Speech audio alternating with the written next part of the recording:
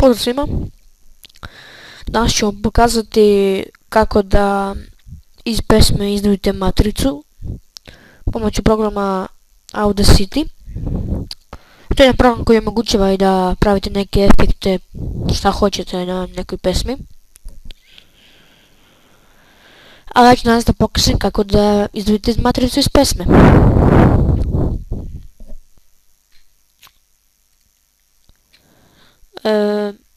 Prvo normalno otvorite neki file, evo prvo pesma, nije bitno.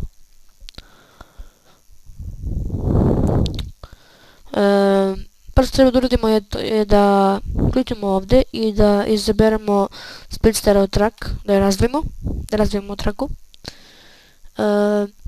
Onda ćemo izaberemo ovu donju, idemo na efekt,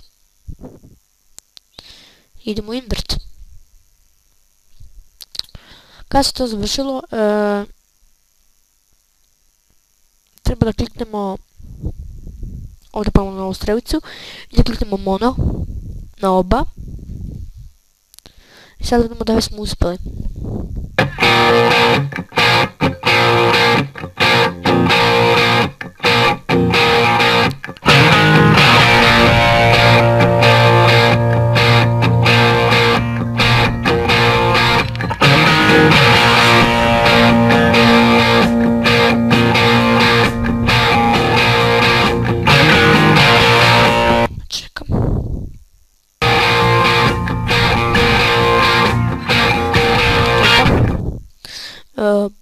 Eto, to je nešto prosto, mislim, možete uraditi sa tom matricom bilo šta, možete da koristite za karaoke, za bilo šta, to je u stvari vaš izbor. To je sve za danas, doviđenja.